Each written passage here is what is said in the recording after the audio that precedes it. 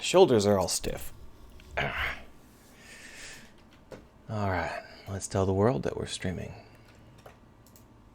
Actually, let's not bother. I don't care enough. Let's just go ahead and start streaming. Woohoo! So, last time, we did a little bit of work here and there, and most notably, the thing that we were working on that I care about most was the poofs of silt that we were working with. The question is, where did we leave off? So I think that we were firing silt out of a cannon. Yeah. So we're not using the particle system that... we're not using the particle shapes that come with Unity to do this. We are firing our sand cannon stuff using a different setup that allows us to kind of create one-off elements. Now, the thing that is good about this that I didn't bother looking into last time is you can delete these sand puffs wherever you want to by simply clicking on them while you're holding down... Ooh, that didn't work because I clicked on the background instead.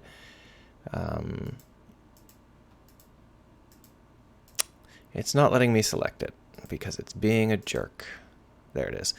By simply holding down the caps lock key, it pops up that little box in the middle, which allows you to delete these however you want, which is pretty handy. I don't want to delete too many of them, but there are some that don't make a whole lot of sense, and I want to get rid of them. I don't want to make the player think, oh, this is really distractingly, obvious.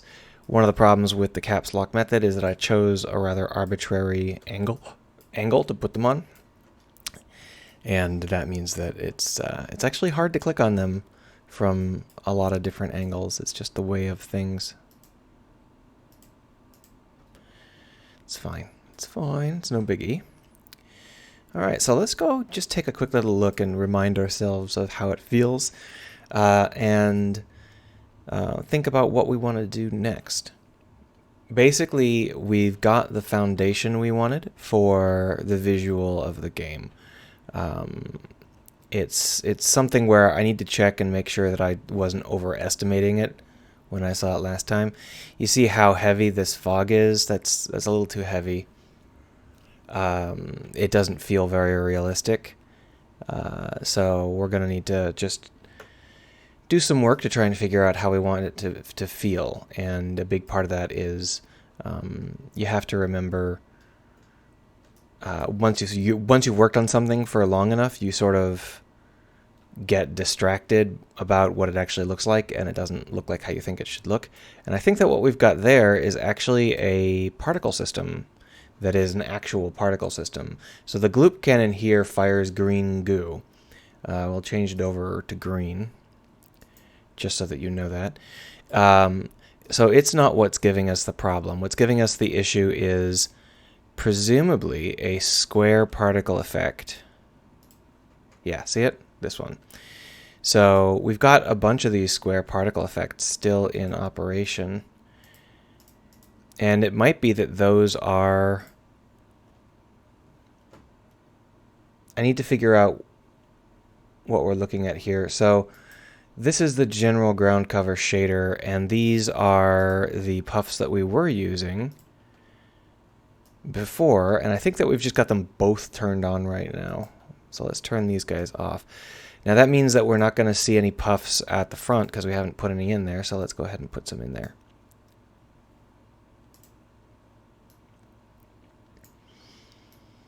Yep.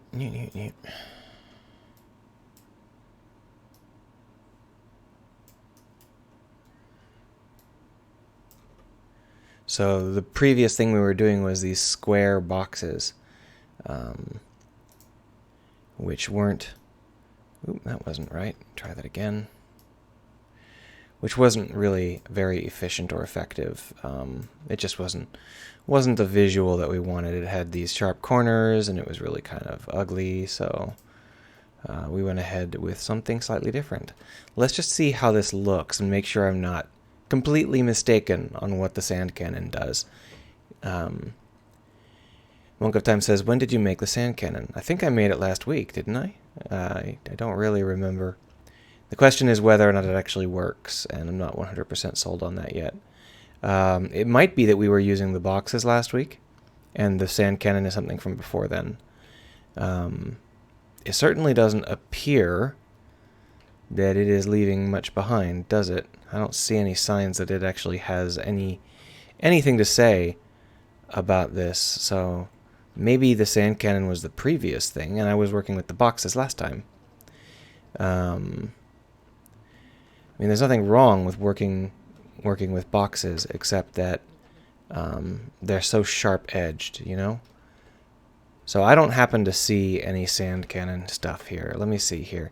So it's definitely deploying them, but the thing is that it's deploying them, I think maybe using an obsolete shader or an incorrectly set up shader, whereas these folks are set up to use the right shader. So if we take a look at the renderer here, we are passing in the custom values. Where are we here?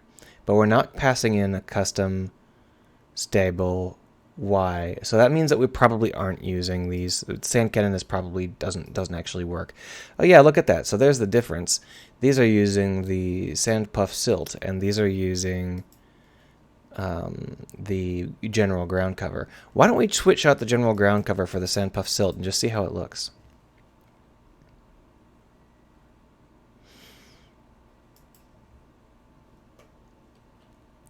Most of Saturday's stream was the boxes. I haven't had any caffeine yet. Oh, actually, that's I shouldn't have caffeine on camera. I haven't had any caffeine, so my brain isn't fully online yet. But there's two things that we have to do if we're going to switch out for the sand puffs. One is to actually switch out the material, which should be here somewhere.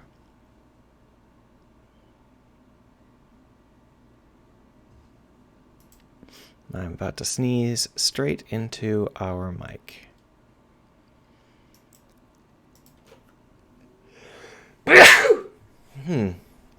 Sand puff silt, there it is.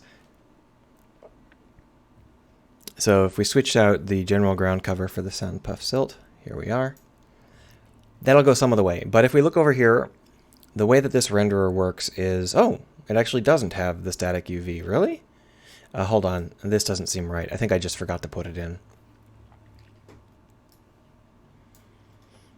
So basically, there should be... No, there isn't. Okay. Oh, we're not... We're just using the alpha value of the verts. That's fine. So we don't need to send over a custom random. We can just use this. Now we'll hopefully be able to see them. Yeah, we can see them now. They're... Maybe the reason I wasn't using the cannon is because you do require quite a few silt particles in order to really get the full effect. Maybe I didn't want to have the responsibility of actually planting all of them, but it would be a lot cleaner to do that. What might make sense is we used to have a system for spewing like multiple particles per particle, and it might make sense if we did that here, and when we do the sand cannon's implementation using the particle behavior script, we could use a particle behavior script that creates several particles per particle. If we look at the particle behavior script 15 or 20 minutes from now, it will tell us that it is a specific script that we use in one particular situation, but we should be able to descend and create similar options. Is it under helpers? A particle. I should really just have like a... I bet it's under... That's fine. Here's our particle behavior script. And this is just a generic go-between for our particle systems that, put down the particle blobs when we cannon, when we fire them as cannons, and the actual particle implementation. And so what it does is it keeps track of all the live particles. It makes sure that they don't fade away and that they move into the positions that they need to move into. And it does this separately from the cannon because the cannon might have several different particle behaviors that it doles out certain sets of particles to. So we don't want it to have to remember all of that. It's easier to just have it fire and forget.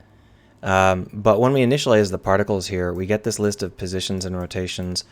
And I'm trying to remember if I override the particle behavior or if I override the thing that calls the particle behavior, which of course would be the particle editor. If we look here, we had a seaweed setup. There's one down here, but I think this is the new one. Oh no, maybe this isn't the new one. No, this is the old one. Plant particle seaweed. Obsolete.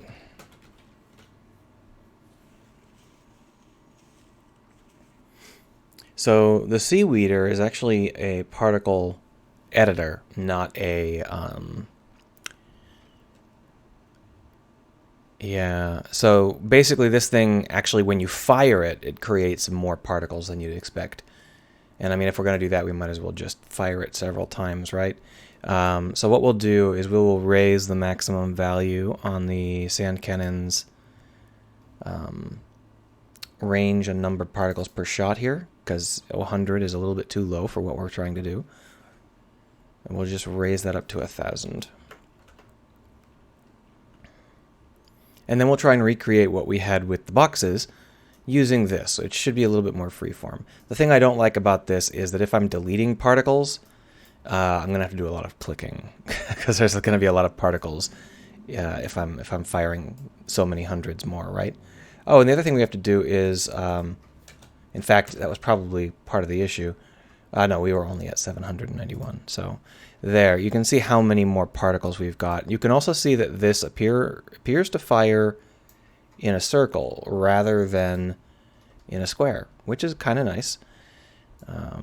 But basically,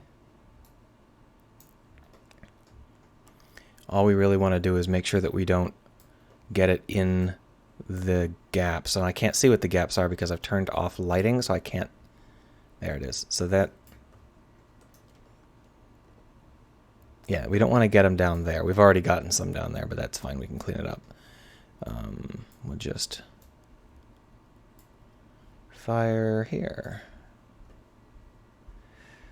And then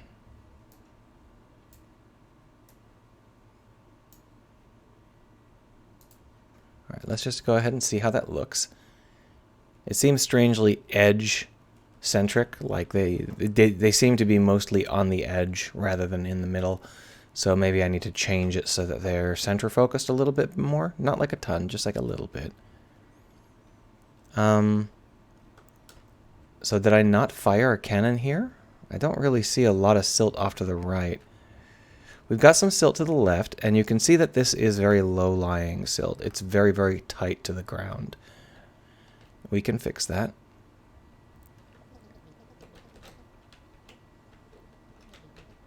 Yeah, so it's actually not, it's not terribly visible. My guess is that I let, yeah, so here's I bet I let the alpha be really, really low.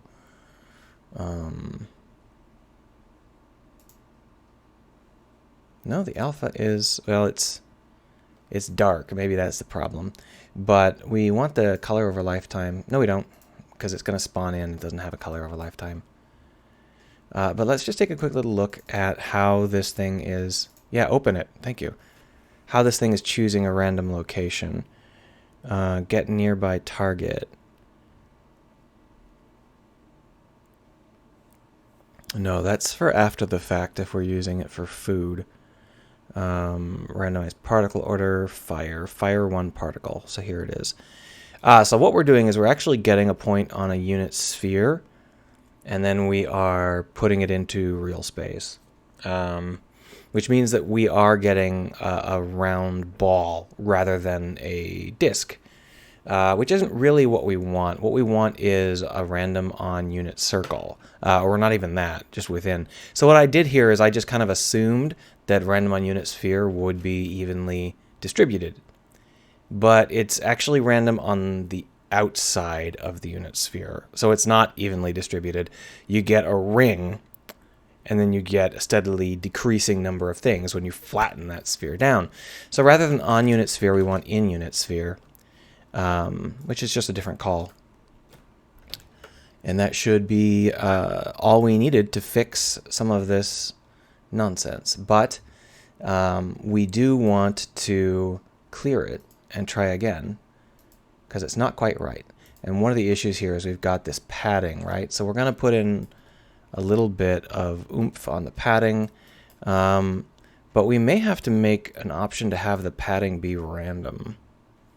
We'll have to find out in a minute here. I'm actually going to pull it up even a little higher than that. And then we're going to fire it.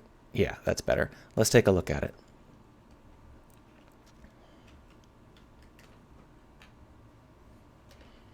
Oh, that's very, very obvious now.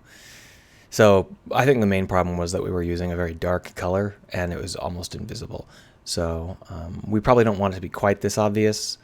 And also the particle system isn't set up quite right. But this is definitely the right direction. So let's go ahead and change out the particle system. We've got this start size between 3 and 2 here. We actually want that to be 3 and 5. This is a little too bright. Let's just pull it down.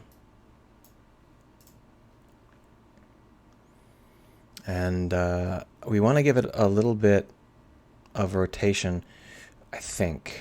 We're going to have to think about that later, but we'll go ahead and try it for now. Get out of the way. I want to be able to see. Thank you. Just negative 30 to 30.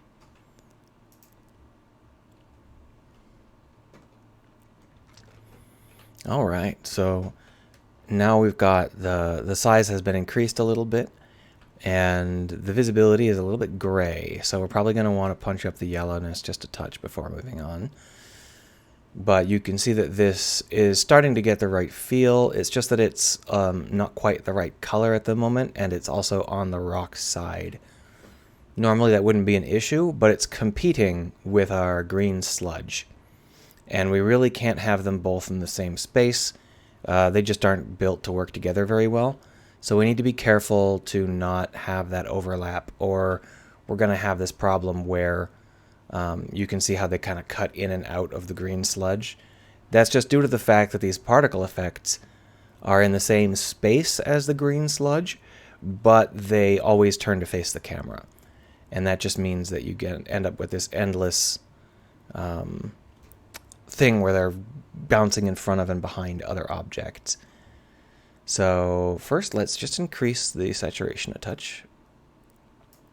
And then I think we want to make this facing instead. That'll decrease the amount of pivoting that happens at the edge of the camera. At least I think it will.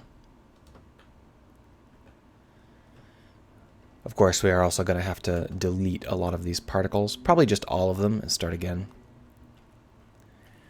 I think that giving it that much padding was a little bit too much, but I also think that I want a random amount of padding. Yeah, so facing really helps. See the difference? It's not nearly as aggressive. So let's go ahead and allow ourselves to have a curve.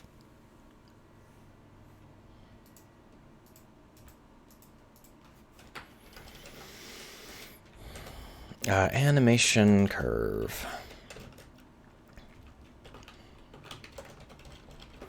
And we're going to make this a constant animation curve, which should just be from 0 to 1 with a value of 1. And that way we'll just default to the padding being the padding, right? No big deal. But when we want to change it... Oh, wait, I forgot I have to actually implement it. So let's just search for padding. There we go. So what we're going to want to do is we're going to want to just make sure there's... I think that's the only place we actually use the padding. Yeah. It's just that one function. So we're going to want to just multiply the padding times the padding multiple.evaluate, and we're going to want a random dot. So you can see how random stopped working, but it's working fine. It's just not auto-completing fine, and I don't know what's up with that. But it means that I'm having a hard time getting this to pop up. When I type it in, it thinks that I'm asking for system.random, which is not ever what I want, so I'm not sure why it thinks that. But if we get value, it'll just be a range between 0 and 1, and that's what the curve is set up for, so that'll be fine. And now over here, we're going to change it for us and just bring it so that it's not quite as, I guess we should edit, because the scaling is kind of weird.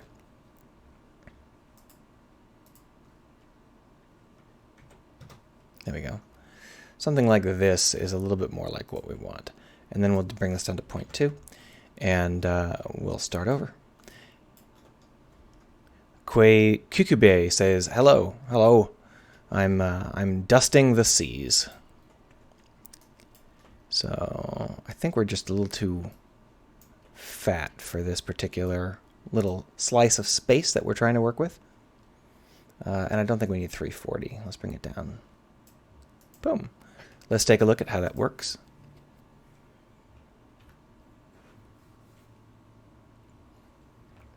Sorry. Parched today for some reason, probably because I usually have a large cup of coffee, and I haven't, so I'm running low on both caffeine and on liquids. Okay, and the sun, I'm running high on the sun. There we are.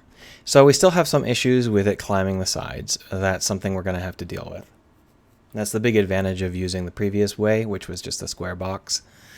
It would always be contained within the square box rather than climbing the sides like that, because it doesn't really look right when it's climbing the sides. So what we're going to do is we're going to clean up a little bit. And QQ says that I made them happy when I read their name. That's unusual. Usually I'm not paying enough attention to notice when someone says hello, because I am not used to people stopping in stopping into my streams. I'm not really a popular streamer. I really wish that wouldn't happen, though. Pop, pop, pop, pop, pop, pop, pop, pop. I say, there's a problem with Unity here where it's delaying recognition of my clicks. So if you're wondering why sometimes it randomly selects something else, it's because I'll click, and then if I mouse away too fast, it'll think I clicked on something else. And that's a problem with how Unity handles large levels in the editor. Not much I can do about it. So I'll just make sure to click a little slower for Unity. And basically, we want to make sure that none of the particles are going to break the illusion. So any particle that's on an edge where the player would absolutely see that it is a ball needs to be deleted. So these, for example, all need to go.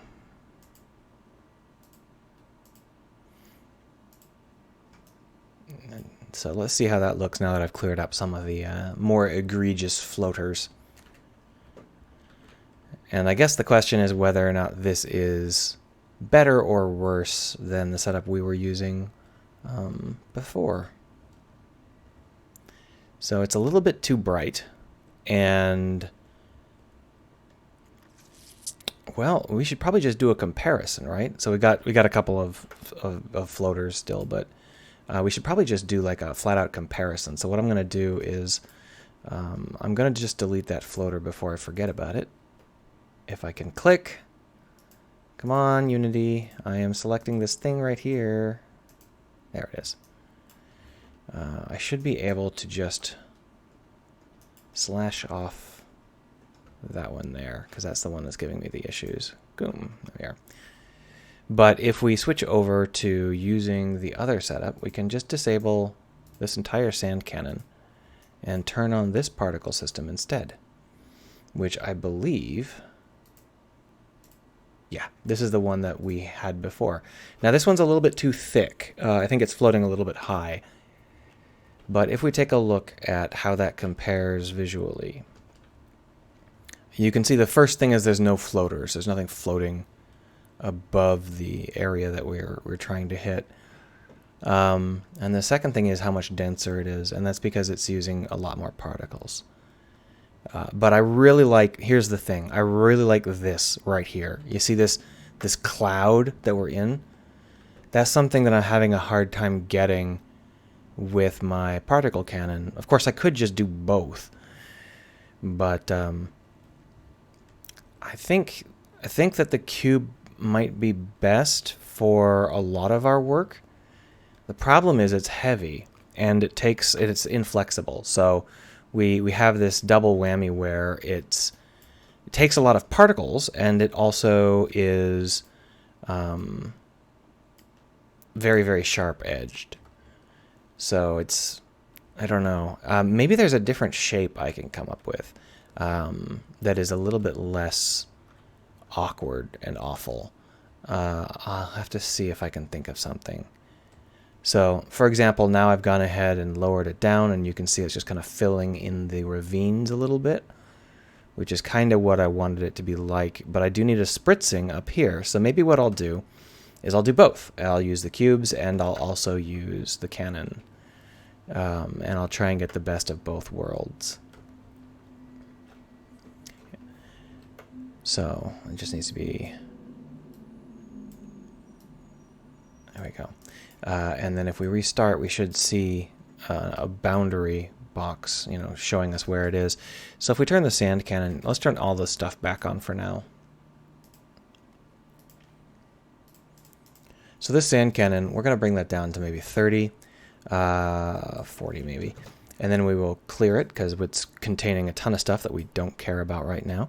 And then what we're going to want to do is just spritz the parts that we don't currently hit, and we don't want anything climbing up the sides of the walls. That's the one thing we need to avoid, because this isn't really the kind of silt that climbs on walls, so it wouldn't make any sense.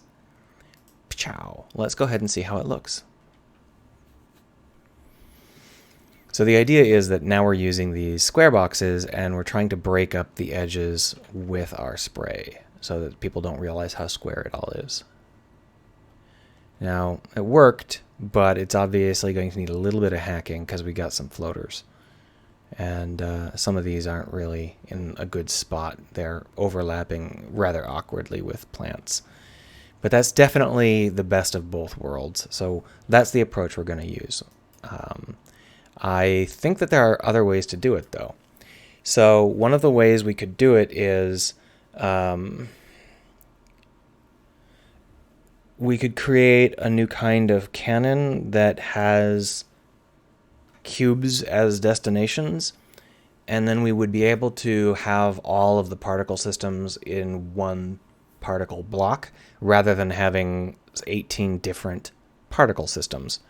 I guess that optimization we can do later. It's not that big a deal. So for now, we'll just clean up ourselves a little bit here.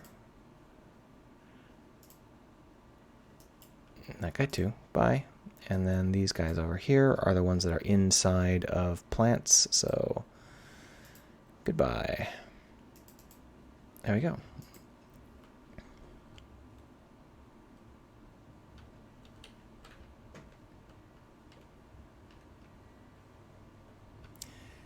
The other problem we have is that these are all going to be, we got a little bit of floating still, but that's fine. We'll deal with it.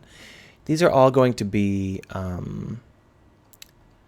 colored differently because they're all different particle systems. And right now, that was like an intentional. I wanted to be able to deploy particle systems with different colors. But I think that that is going to work against us if we are trying to unify 18 different particle systems. So what we're going to do is we're going to make this start color just flat white for all of our particle systems. That will allow us to not have to worry about what the particle system is telling us. And instead we're going to change the tint color of our material. Now that means we're going to have a different material if we want to switch colors later on. Or at least if we want to get brighter. We can make darker sand puffs, but I can't make them any brighter. And you can see that the result there is they are now the same color. They're not the right color yet, but they're the same color.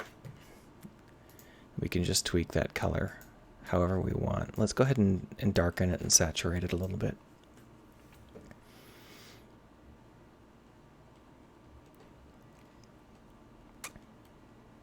Did it not hit play?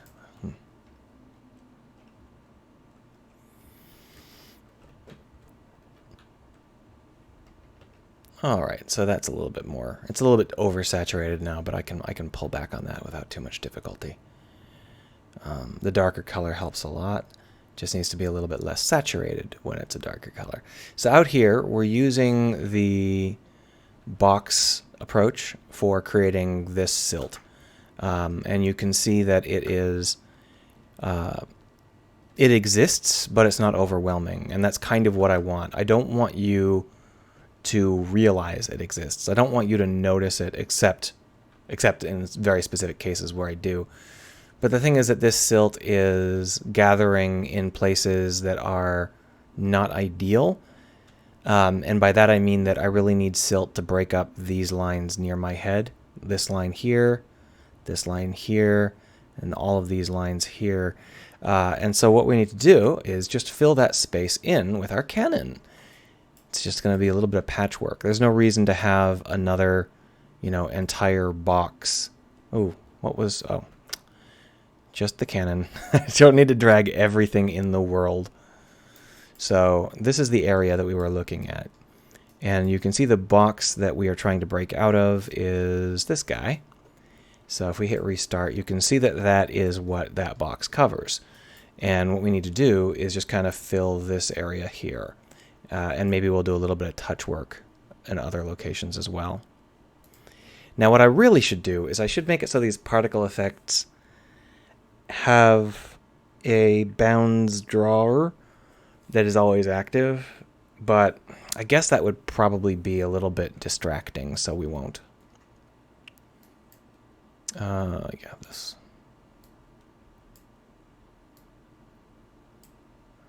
A little bit too wide. I don't want to get too many things floating on that brick wall there. So what are we set for? 40? That's probably too many. Let's bring it down to 30 for now. And then we're going to just scoop and pop on over here. Just bam. So let's take a look.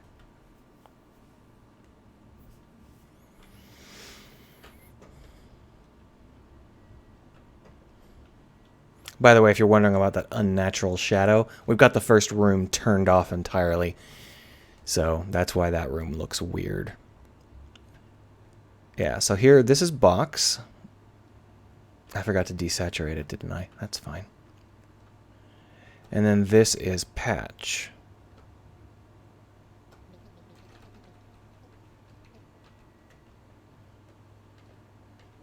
Interestingly, the patches are catching a lot of shadows from the plants, which is maybe not ideal in this particular case. But in general, that's a much, much less egregious edge, isn't it? I think so. Yeah, that's fine. So we can polish this all day and all night. I just wanted to be sure that the basic idea worked. So the basic idea here is that we use boxes to put up the majority of what we need, and then we use spot fill with the cannon. And I think that's what we're going to have to do. Now you might have noticed those rocks teleport into existence. That's because they're in room 3 for some reason. They shouldn't be. They should be in room 2, but I set it up incorrectly, which is not a big deal. We should just be able to drag them between rooms. So let's go ahead and set that up. Here's room 3, right here. And if we turn it on, boom, there's our rocks. We click on some of those rocks. You can see that they are in the entry tunnel unit. So if we just drag the entry tunnel, it goes all the way into that room, as you can see. That should be fine. We just drag that into room 2, and it should work fine now. It shouldn't have that problem where they teleport in from nowhere. Otherwise, we would have to load room 3 way, way earlier in the room, because you don't want to load something that the player can see, obviously. It'll just pop into existence and feel really awkward. Also, this is not really the right way to load the rooms. We're setting up the loading logic in terms of where the loading happens in the world, but we're not setting up the actual way it will load, because I don't want that. You see that like 4 or 5 frame hang where it decides to turn these objects on. What we'll be doing instead is an asynchronous load. The problem is that using an asynchronous load is very hard on the mission control system, and I haven't really figured out how I want that to look or feel. The issue here is that if it is, Ob says that my project is pretty nice, and his is a fucking M's. Yeah, so I can't say that my project is great. There's a lot of things wrong with it. For example, the fog is not loading in correctly right now due to some errors in how I changed the fog system. And there's a lot of stuff that I need to change. And also, I turn off room 2, it looks like. Yeah, so we're going to have to not turn off room 2, I think. It's just not going to work. So we'll just turn off this.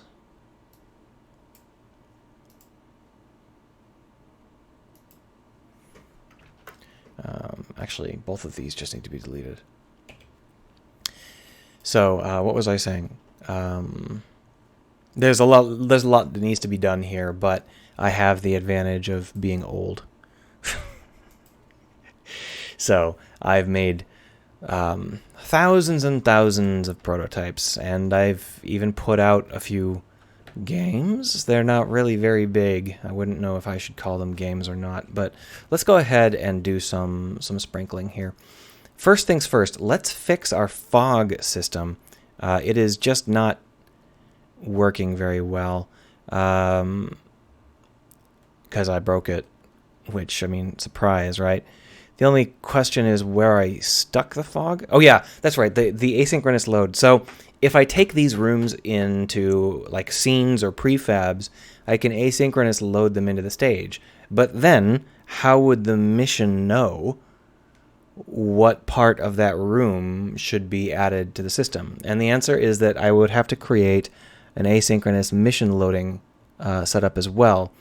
But if you spawn it in and then despawn it, and then spawn it in again by walking back and forth, are you going to end up respawning in the mission?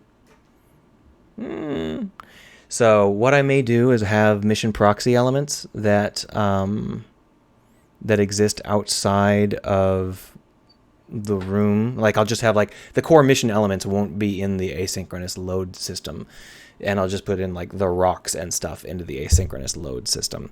I'll have to think about exactly how I want to pull it off. But first I want to think about fog. So the fog setup is right here. Right here. You can't friggin' see it. And I think it's in room 3. I think that's why we can't see it at the moment. Yeah, fog setter, here they are. So the fog setters use the level helper change fog color, which we're just going to open up the level helper. Here it is. And go down to the change fog colors. You can see we're doing a lot of stuff here that is not working anymore, and so it's been completely canceled. I just like commented it out in huge blocks. So what we need to do is make that work again. And basically, we're just going to take a look at how it works now. And the way it works is there is a quad in front of the camera. Now there are other ways to do this. I just don't happen to remember them. You can like force it to do a post effect, but Unity keeps changing how that shit works. So we're just using a quad directly in front of the camera, and all it does is add in the fog. Here it is. So if we were to go into our shader, our camquad shader, we want to be able to select that. It's not going to let us. There it is. So if we select that shader. Oh, wow, Unity fixed it. It now selects things again when you tell it to select them. Boy, that was a really obnoxious 4 or 5 months where it didn't actually select anything. Anyway, we've got here. These are the properties we're working with. Top of fog, max y-axis, bottom of fog, blah, blah, blah, blah, blah. So these are the values we need to change when we change things.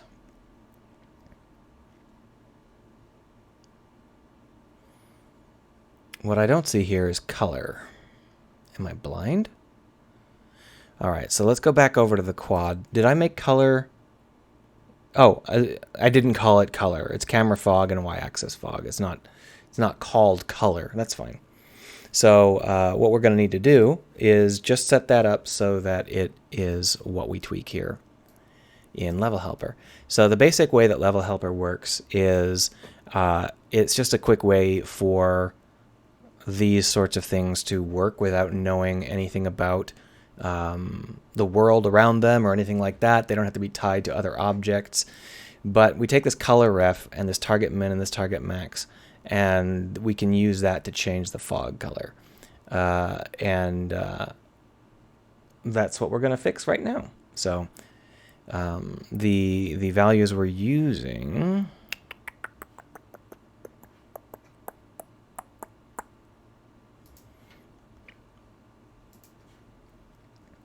are camera fog.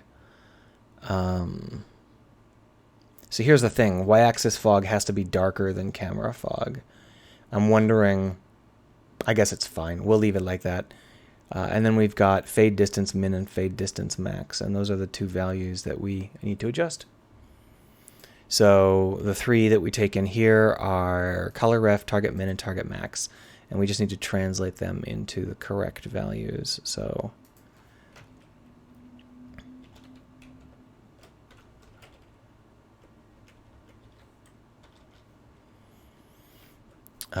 and you can see we've got hue, saturation, value. Those are not in existence anymore.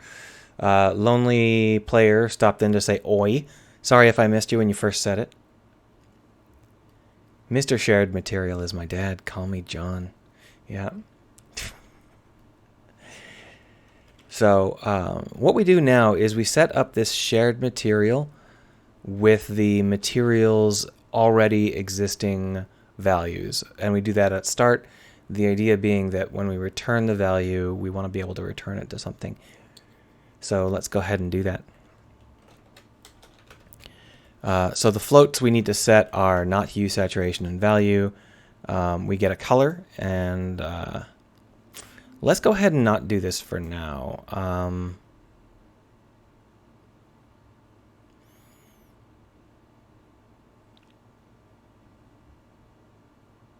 I don't think we have to worry about this.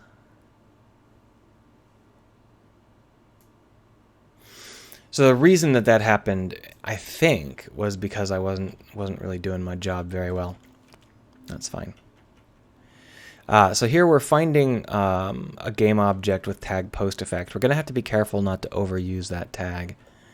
That's fine. We'll live with it. So here we've got the lerp to color, and what we need to do is set up this so that we're lerping towards the color that we want to lerp towards, and the fade distance min and the fade distance max we're working for. So I haven't had any caffeine still, so I'm still like, but we're gonna try it. So we've got ourselves a property block, and we need to set color.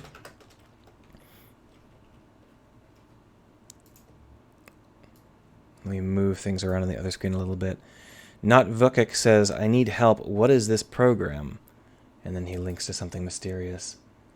And it's a C. I actually don't know, but it looks an awful lot like a Photoshop-related program. So you should be able to right-click on it and go to Properties and see a path. And that should tell you, even if the path doesn't exist properly anymore, it should have words in it.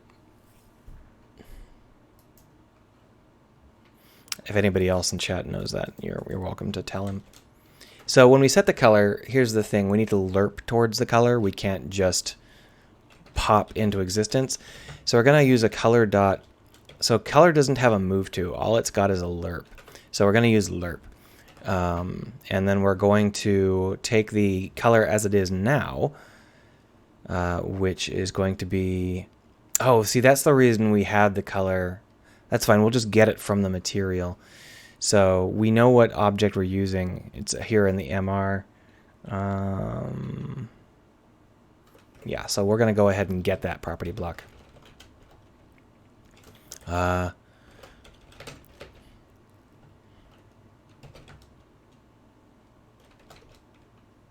Let's go ahead and undo for a bit, because obviously I had thought this out and I deleted some stuff without thinking about it too hard, and my lack of caffeine hasn't been doing too well. m.getFloat hue. Oh, see there, I had to grab the shared material in order to get it. That was the issue. So we're going to go ahead and do that down here. Material m equals that, and then we can just say mpb.setColor, color.lerp. And then we do m.getColor. And I'm hoping, yeah, it should take into account whether or not there exists one already. This is going to be called camera fog.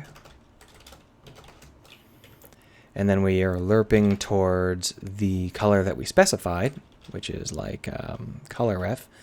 And then we're just going to do time.delta time. I don't know whether or not we have a speed here. That doesn't appear to be a speed. We're going to go ahead and leave it at default of 1 second for now. But we have to tell it what color we're setting, and that's going to be camera fog. There we go. And then we have two floats. We got fade distance min and fade distance max, which we're going to do the same thing for.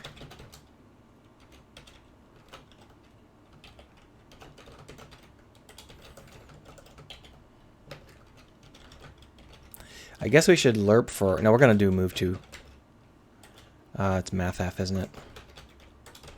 Yeah. So we're going to get the current value, which is m.getFloat, fade distance min, and then we do fade distance. No, it's actually called something else here, isn't it? It's called target min. And then we just use time.delta time again. Why not? Oh, wait, that's going to be really, really slow. We are, in fact, going to use lerp. And then we just do fade distance max, which is the same thing, but with maxes.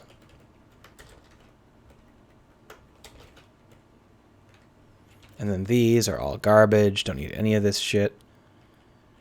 Deleted. Okay, here we are. So we have this thing where we check and we see whether or not we are done changing the fog. We're going to have to do that a little bit more complexly, because we want to do it with no snapping, but we don't want to endlessly fade because it's lerped, and lerping can get like arbitrarily close before it notices things. So we're just going to check and see whether or not these colors are what we think they should be within certain parameters. Thing is, I'm not sure if there's like a color.distance.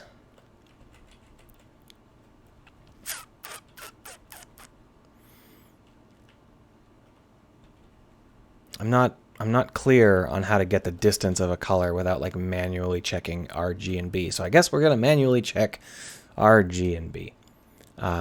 So I guess we should just go ahead and store the color then.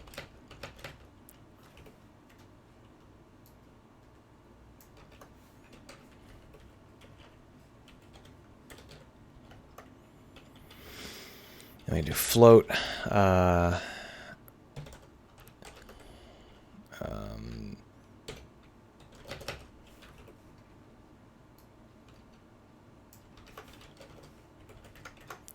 then we do float to max. What was that band that used to have all that stuff? De Lovely. They did the they did all that really cheesy shit. I can't remember the names anymore. So what we're going to do is we're going to check and we're going to see if mc.r is close to. So we're going to need a close to comparison. So we're going to go ahead and just create one.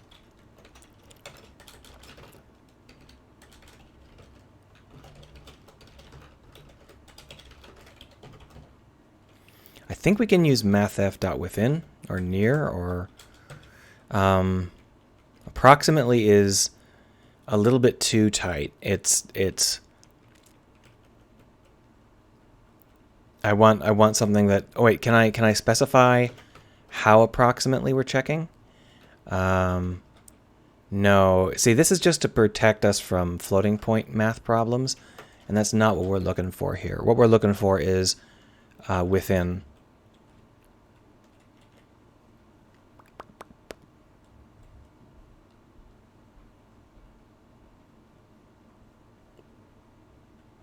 Yeah, I don't see an option for within, so we're just going to have to manually check.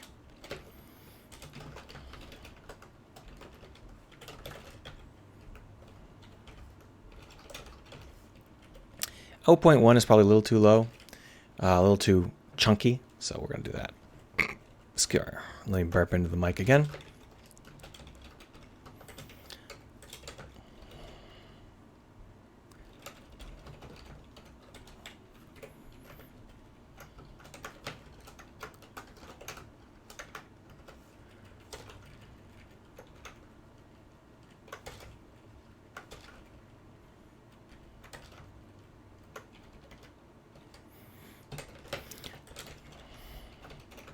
So we're just going to go ahead and if it's close enough.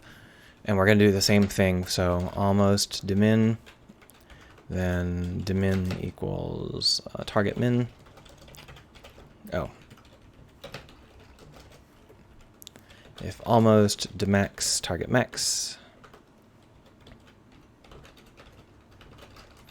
There we go. That should snap it together. And then what we're going to go down here and say is if MC equals color ref,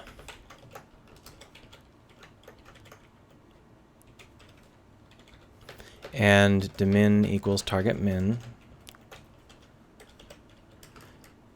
and dmax equals target max, then we're done.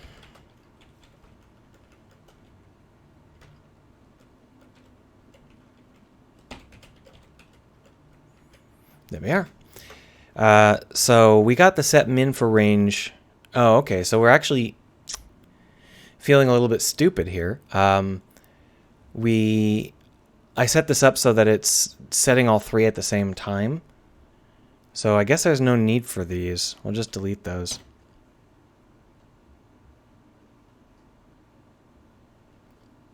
Yep, seems to work. All right, so let's go ahead and see whether... Oh, it seems to have red underlines. Where did I screw it up? Why are you underlined in red?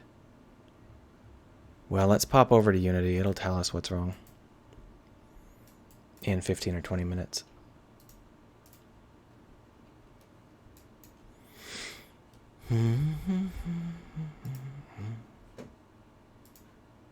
Hello. Thank you. So, if we look at the console, not all, almost. Oh, I forgot to actually return any values, didn't I?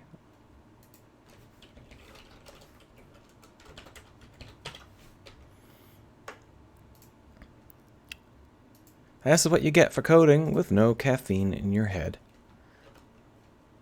Alright, so now those fog quads, those fog elements should work. The fog setters should work now.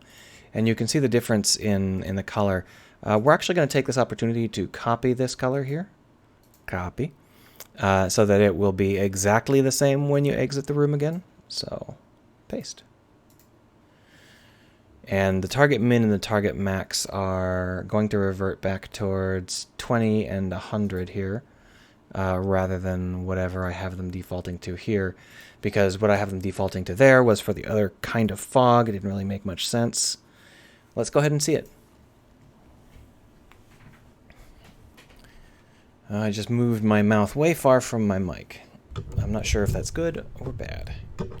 Just rearrange the mic stand a little bit. We got a little bit of driving to do. That's fine. It's always best to make sure that you don't see anything horribly wrong. And I see lots of stuff that's horribly wrong, so we're going to have to fix it. Like this wall is no good. I think maybe I deleted some rocks because A, it doesn't make any sense that I would have let this be bare, and B, Why would I have like a ring of green? It almost seems like there was once a field of green with a rock there, and when I deleted the rock, I deleted the green. So maybe not, but that's what it tastes like. Oh, I was going to add in particle stuff. That's why I was going to do this whole journey here. All right, so you can see that we've got some problems with the fish behavior base. We're going to have to deal with that someday, but we don't have to worry about it right now. The whole fish behavior stuff, all the fish needs to be changed. We're going to work with that later. All right, so we just are... Oh, okay, so this black stuff is a bad particle effect that we'll have to deal with later. I made it back before I did the fog the way I wanted to do the fog. So this is how it looks once we've set the fog color to be dark, but you can see that the actual result here is not really that dark. It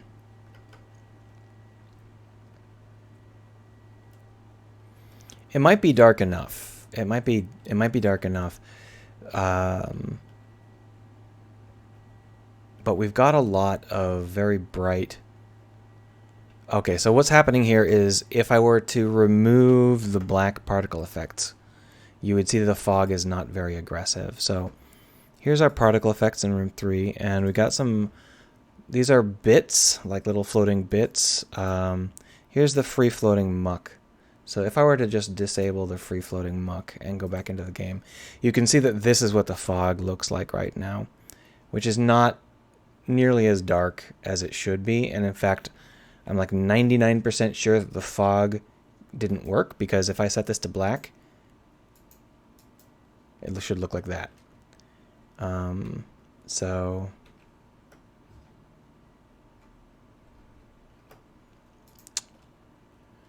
Alright, so I think I might have changed that permanently. No, it's fine. So the fog setter is not actually setting the fog. Let's go ahead and have it tell us what the heck it's doing.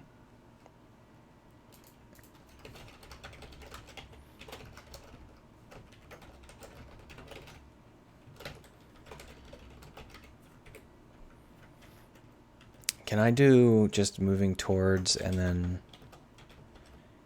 Can I put in a comma color ref? Is that... Yeah. Why is that barfing?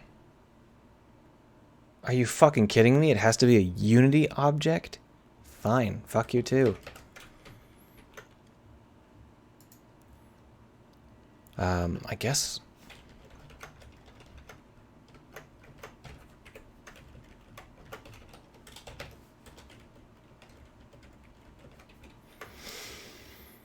All right, let's try it. So before we do that, let's go ahead and do some of the other stuff I wanted to do. Unity, thank you. So grab the player, and I'm going to move them well into room 2 here so that I don't have to do quite so much swimming. And we're going to go ahead and add some silt to this region. This is room 2, so we'll pop open room 2 here. Oh, I better be careful. I'm going to just turn on room 3. Boom. Since I'm past the little bars here. So here in our particle effects, we've got some of these guys, right? And that's more or less correct, but we need to make sure that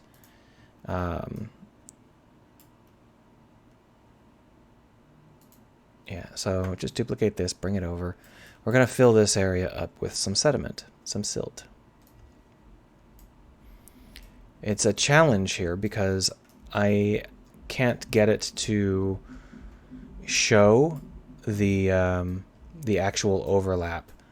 So I can't actually tell how close we are to the ground. It would be super nice if Unity had some difference in how the lines were drawn based on if they were in front of or behind the meshes. It's just really hard to see them without that.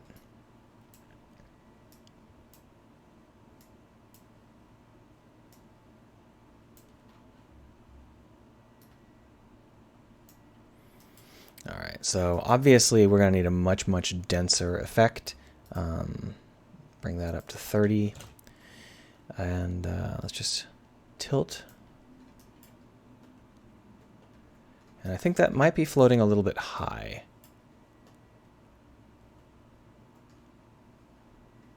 Let's just try it out.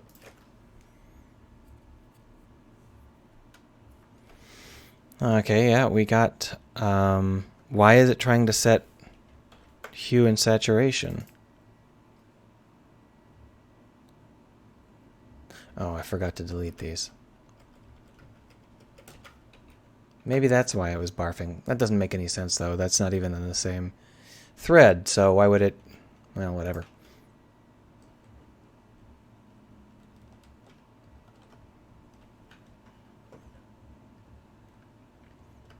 Okay, that's definitely a little bit better already. We might have to do some spot fixes, but the basic idea is here.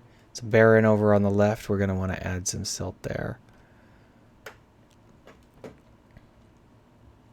Yeah, so this is sort of what I'm going for. It might not be perfect, but it's not too bad.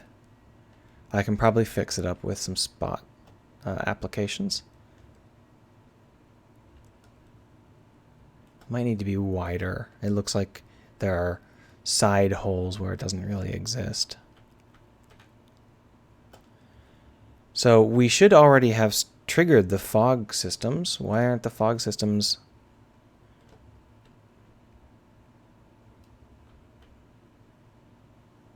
Okay, so this time the fog system has just completely ignored us. Well, since we're here, let's just adjust these values a little bit more.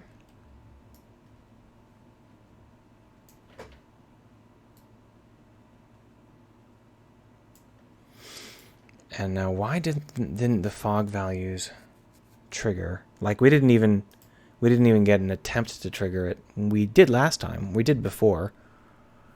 But we didn't this time. So we're going to go ahead and just have one of them up, and we should be able to see these lerp to color and player and zone elements once they happen.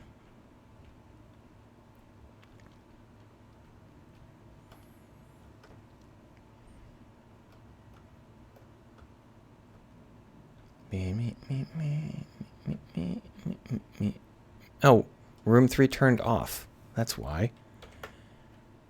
Why did room 3 turn off? Is it because I'm inside of... I bet I have it set up in exactly the wrong spot. Yeah, so we just go ahead and move ourselves past that little gauntlet and try again. Well, that would be why it didn't work, because room 3 turned itself off. That would also be why it looked so weird when I went into room 3. Alright, so you can see how it's moving. Done changing fog. This one should be zeros.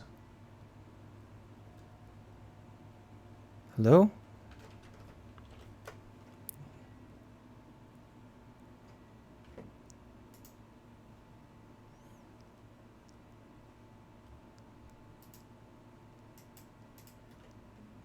We're well inside this one, and it's not triggered.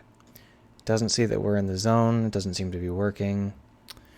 So this other fog setter is...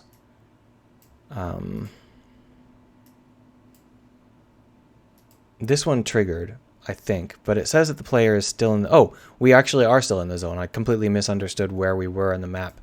I wonder what I was thinking of when I... Oh, for fuck's sake, I adjusted it all while I was in play mode.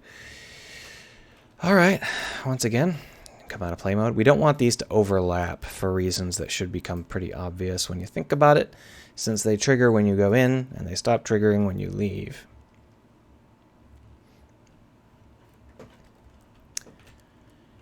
Whoa, let's haul ass.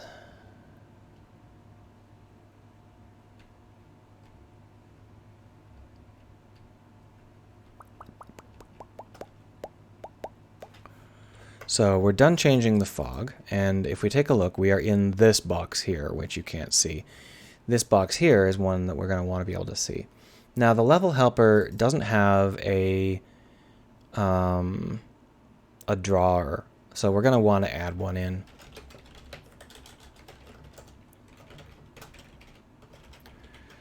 And we're going to want to have another one for on draw gizmos selected.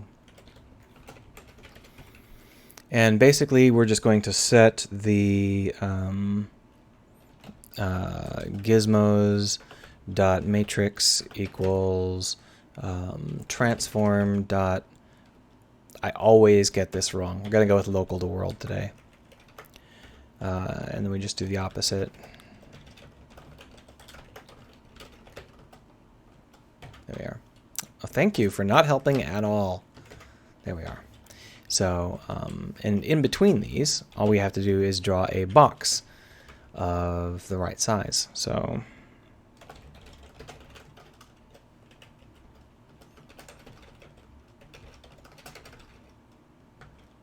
and I don't know whether it needs to be a 1 or a half, but that's easy enough to fix.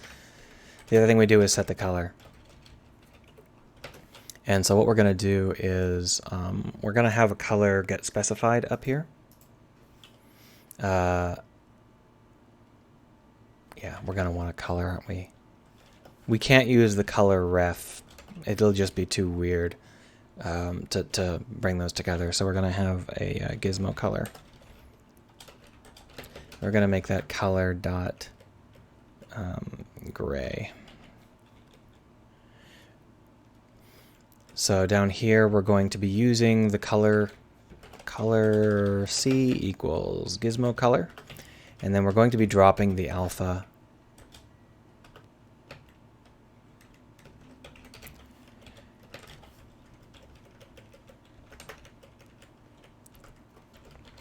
I'll paste that in. We don't drop the alpha for this one, so there's really no reason to even do it. There we are, just use it straight up. Now, onDraw Gizmo selected is what happens when I've got it clicked on, and otherwise I don't want it to be quite so bold. Only problem is I think we're going to have to restart. I think we're going to get some barf. Yeah, so we're just going to take a look here. So with it as gray, you can see that 0.1 is a little bit too little. But in addition, I need to make sure that we understand that these are level helper bounding box respondents. So in order for us to have that, first off, let's check and make sure that we are drawing a box of the correct size. We are, that's fine. And what we're going to want to do is add in some extra value so that we can tell what the heck it is. And what we're going to do that is we're going to draw some more wire cubes. And what we're going to do is we're going to do tiny little cubes on some of these edges. So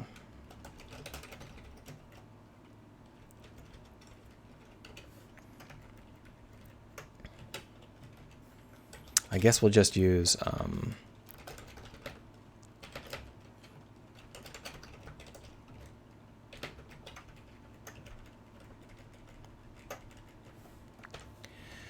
and then this will be tiny like this. And the idea here is that I can then do p.x times equals -1, p.y times equals -1,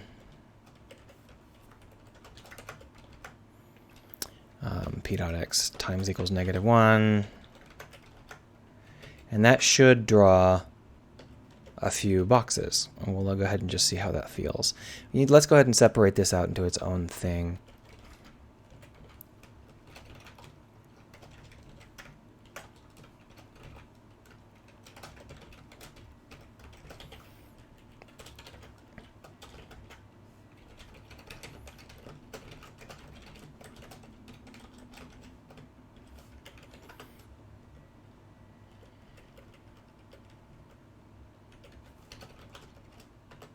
There we go. All right, so when we take a look at that, it should now have 4 boxes, and you can sort of see that, how they're drawn around the corners here. But they're kind of drawn around the wrong corners because we're drawing them around the Z when we want to draw them around the Y. And the answer to that is easy. We want to invert the Z instead of the Y. And we may have to invert the Y before we start, depending on the arrangement here. No, that looks... We've only got 3 of them. No.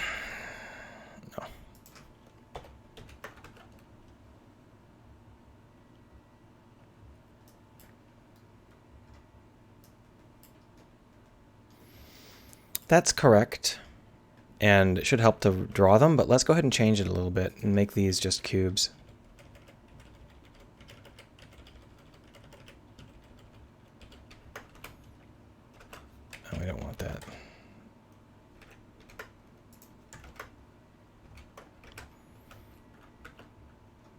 Okay, so now you can see they've got those little boxes instead. Now the reason I wanted that is because I can click on them real easy, see? So that's the reason that I came up with that. And now we can see them even when we're not clicked on them. We won't have to go searching for them anymore. And let's go see whether or not it works.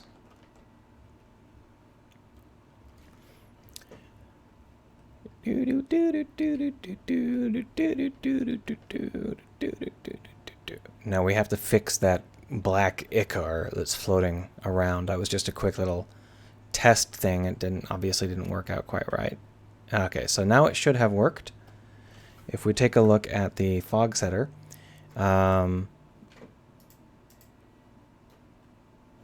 it's saying that we're not in the zone.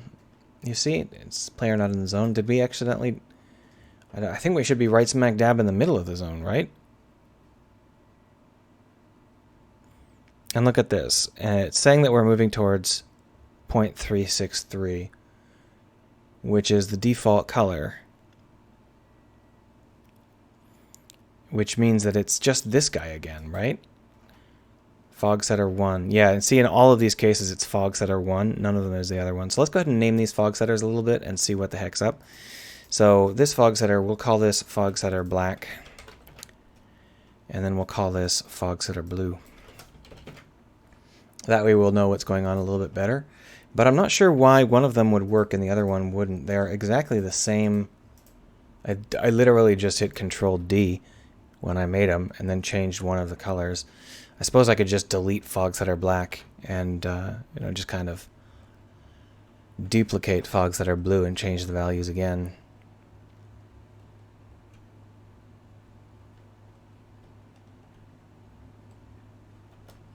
So there's the fog setter blue.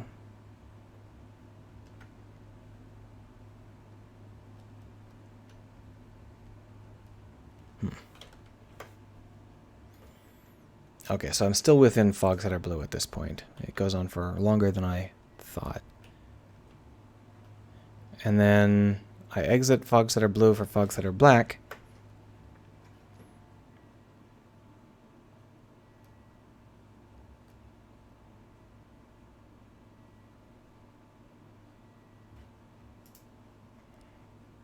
Yeah, so here you can see fog setter black.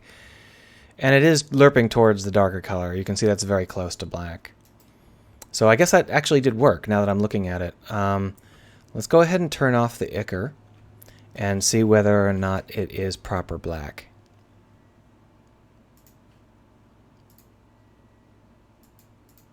No, it is in fact friggin' bright blue.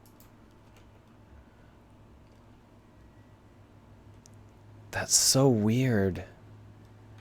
Fog setter black lerping was okay. So here you can see how it's still trying to lerp. See how it's still counting up the lerps towards this dark color. If we take a look at what it's moving from the normal color and it's moving towards the dark color. So the problem here is that it is not taking into account the changes that are being made when we set it via the property block. So when we get this value here, we're not getting the values that have a property block assigned to them. So what we need to do is fetch a property block that exists if the property block exists. Or we could just use our own property block, I guess. That must be the reason why I set this up the way I did. Because otherwise... but the problem is if I switch between... I need to be able to get the current state of these things, so I might as well create a function to do exactly that.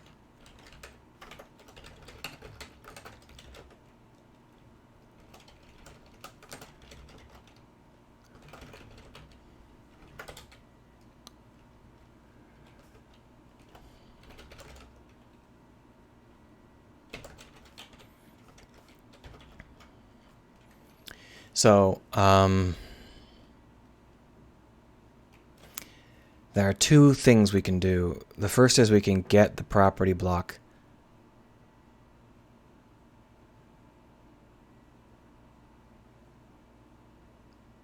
Yeah, so we can say if mr.has property block then we want to be able to fetch it and return a value.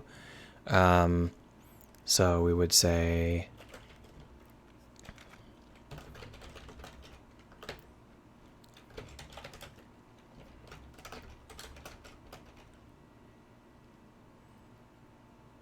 yeah, you see that neither of these actually return a value. They fill a property block instead. So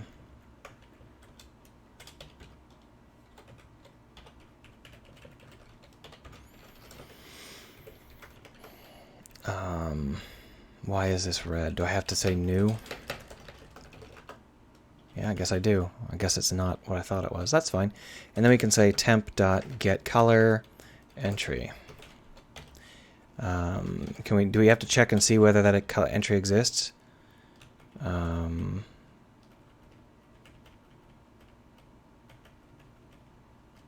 Doesn't seem to be an option for that. So we're going to just assume it exists. We should be the only ones screwing with this particular property block anyway. Otherwise, we return mr.sharedMaterial.getColor entry. And then we do the same thing for floats. This is a little bit flabbier than I'd like, but I don't care.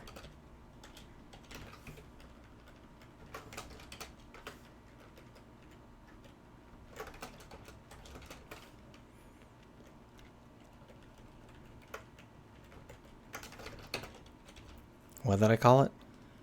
Current color.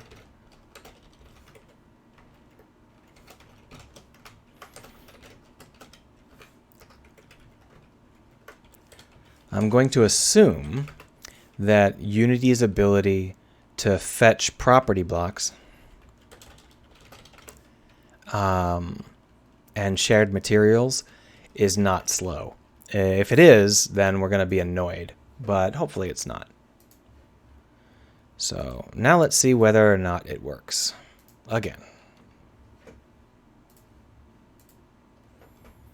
Boom, boom, boom, boom, boom, boom, boom, boom, boom, boom, boom, boom, boom, boom, boom, boom. So here you see the bright colors. It's very, very blue.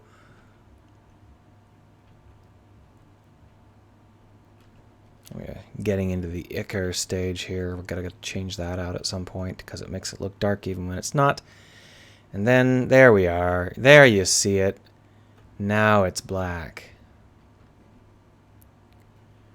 So hopefully you can tell the difference already. But just so that you know for sure. Oh, it looks like there's like lava down there since I'm using some brown particles. So if we turn off the free-floating muck, you can see that what we've got is black out there and blue down below. Now the reason for that is because the blue element is the depth rather than... There's two different colors. There's the depth color and there's the camera color. And we're actually leaving the depth color as what it was previously, which means that it's the wrong color. So what we're going to need to do is have two different colors. That's just all there is to it. Now, the thing is, what we're going to actually end up doing here is we're just going to set the depth to halfway between the current color and black all the time for everything. So this is going to be depth fog. And it's just going to be between MC and black.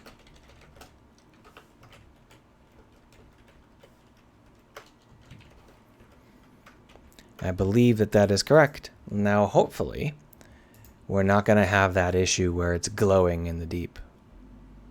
Let's turn off free-floating muck now. It's just wrong. I put it in there because the previous version of the fog was a little bit weird and didn't quite work out. I have a feeling that what we're going to want to do is replace the free-floating muck with black versions of this particle that you can see right here. This silt particle. Maybe not entirely black. It can just be fairly dark.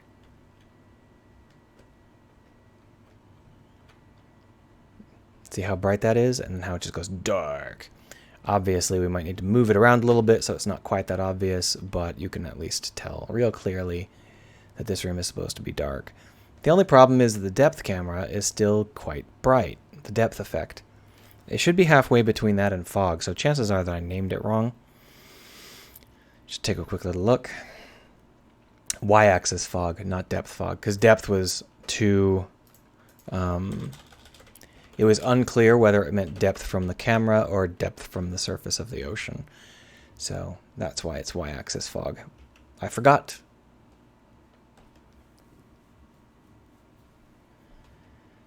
The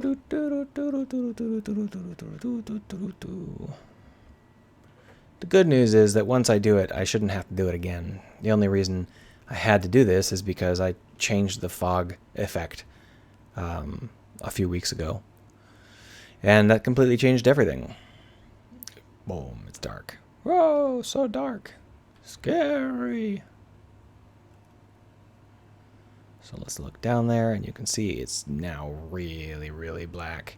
The only thing that you can really clearly see is that orange color that we're using there, which with the previous fog effects was black and felt like black. And you can see that as we turn our head, it spins, and it's really, really obvious and stupid. So we're going to be changing all of those. Those are no longer the effects that we're going to want. First off, let's move ourselves.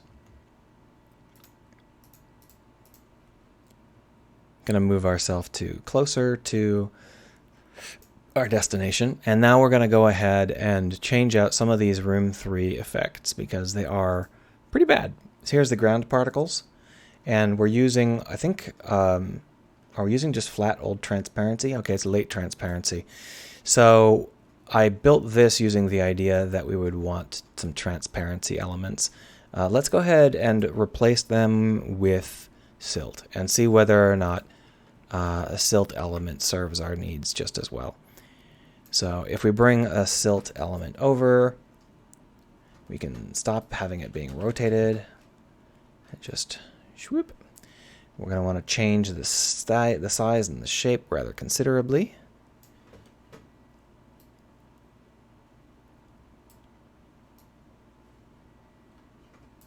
More or less. And we're going to rotate it so that it's not quite so popping out of the room. Clearly we need a little bit more emission. And we're going to change the color to black. Or not necessarily black, but something dark. We'll give it a red shade just because I think that'll be a little bit creepy.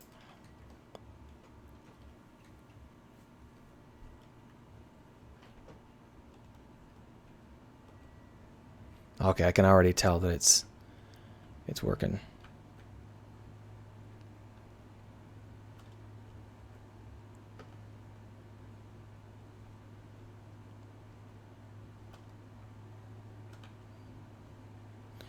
So we need to add a depth layer so that we can't see the bottom of the room because the depth fog never goes higher than about 80%. Currently we are surrounded by the black particles that we created, or the very dark particles that we created, but I don't see much sign of it. I see a little bit of hint of it here and there, but it feels like it almost doesn't exist. That's strange. We should be able to... Oh, okay. They're not very opaque, which is fine, but it means we need more of them. So we're going to punch it up.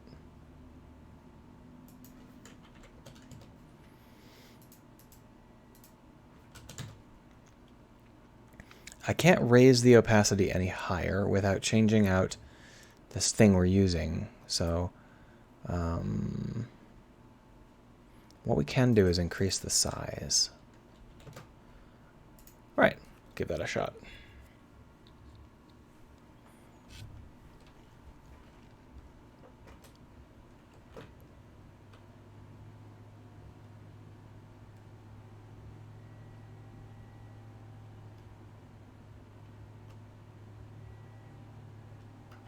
So we're out into what sort of looks like clear air, but it's not. You see that effect over there? That shimmer? What that is it's the light coming down from the beam catching the particle effects that I created. And the result is very, very bad. It looks awful. A big part of why it looks awful is because I increased the size of the particles to such an extent. Well, let's go ahead and make them just entirely black and see whether or not that helps.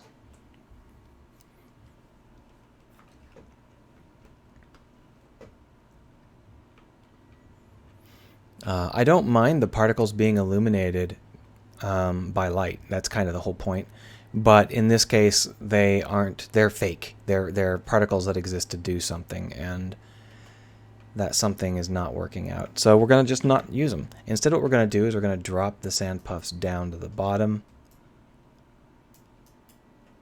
with the idea being that they are going to hide the depths.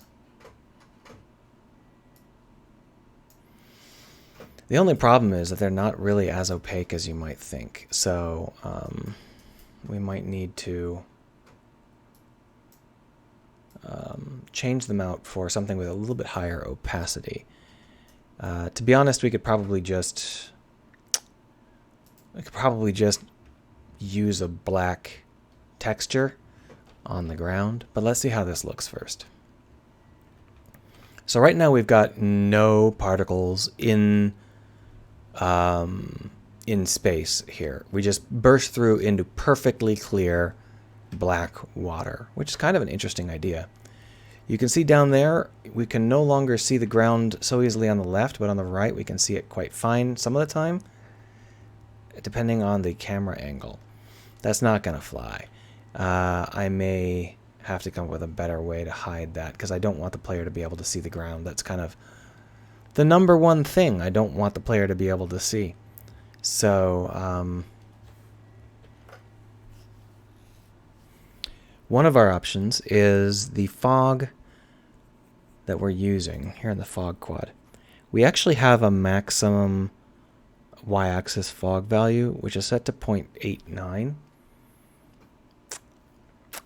Let's just see if I punch that up to 1, whether or not that feels correct.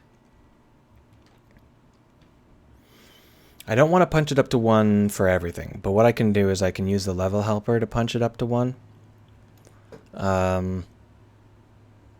for this section. Yeah, so you see with 1, it just turns to an inky black, and that's what I want. And I guess that's the easiest way to achieve it, isn't it? So we'll just bring it back down to 0.9, and then that's 0.09. And then we will have to add in the level helper the ability to change the fog depth opacity.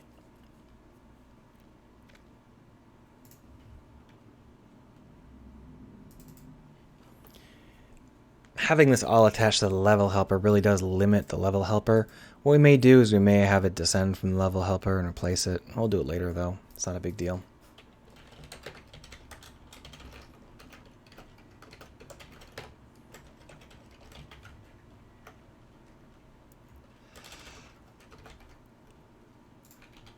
And then down here, we're just going to get the exact same thing.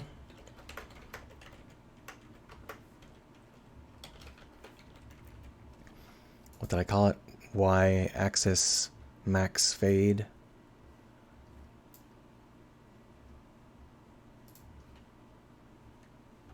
Max y-axis fog.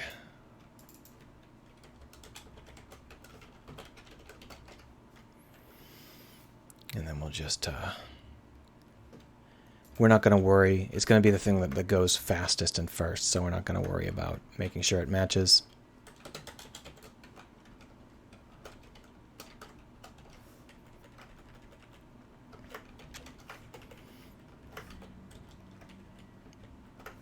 Did I call it alpha in both places?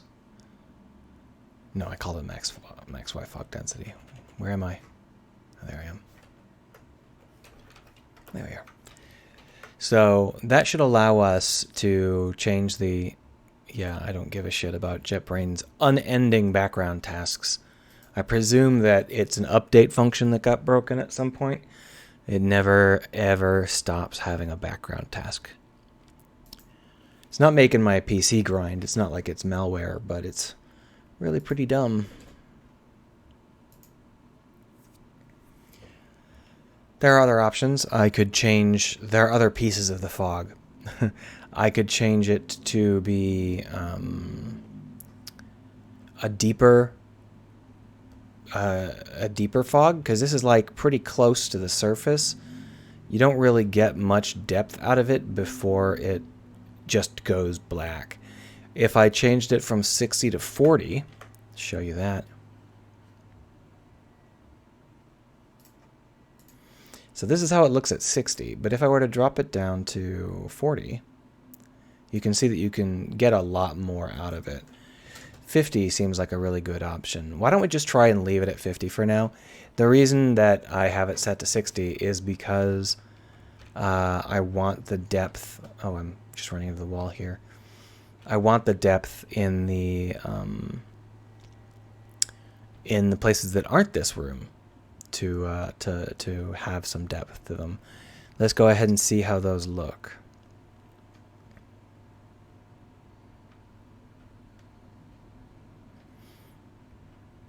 Yeah, you can see that with it at 50, they're a little bit... I don't know if that's quite enough. I guess it's fine for now. We'll think about it later.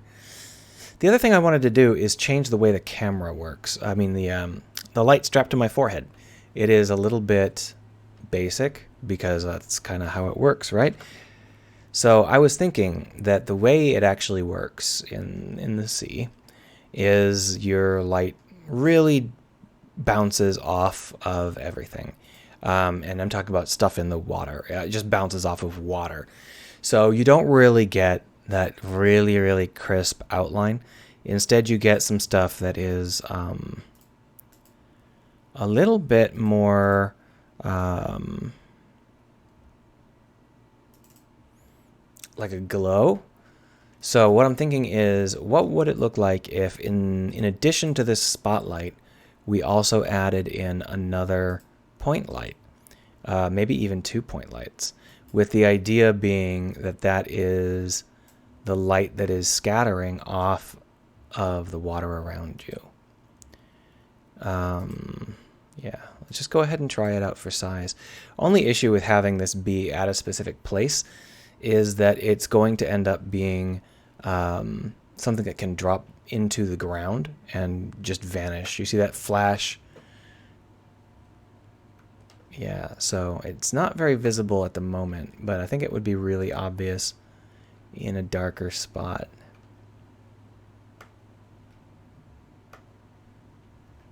Oh, maybe it'll be okay.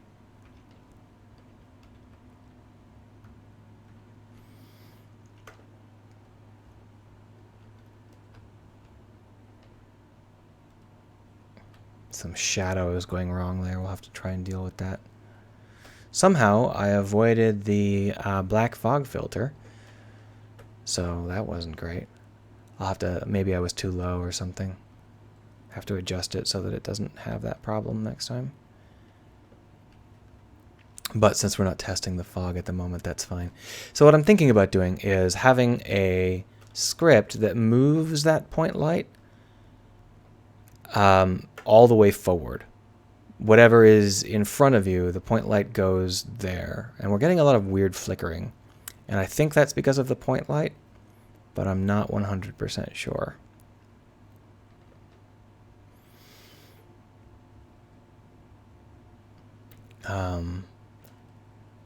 So if I had that, I would also have to change the point light's brightness and range based on it, because the idea would be that the further away you get, the dimmer but broader it gets. And I sort of think that might be a good idea, but let's go ahead and wait until we're in a dark level, because this level's quite bright. You don't actually even need your spotlight. There's not really much point in us trying to polish how the spotlight works in a level where we literally can't tell. But I can tell you right away that I need to remove the shadows from this point light. It's already set to no shadows, so I'm not sure what it was doing. Anyway, we'll bring the intensity down a little bit. That's not a little bit, that's completely. All right, so Yeah, I think this was a fun day, just goofing around with polish.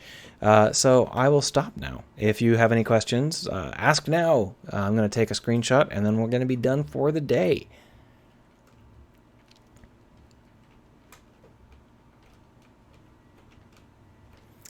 Maybe I'll take a screenshot of this. What the player is doing here is they're detecting the collider that is setting the fog. I thought I changed that so it didn't do that, but apparently not. So let's fix that before I try and take these screenshots. So here are the fog setters, and you can see they're on layer default. They need to be on layer ignore raycast for really obvious reasons. There we go. That's no longer doing anything stupid. Let's see if I can get an angle that makes this look kind of impressive, right? Yeah, that's fine. All right, well, thanks for hanging out with me, everybody. I'll see you on Wednesday if you want to come back.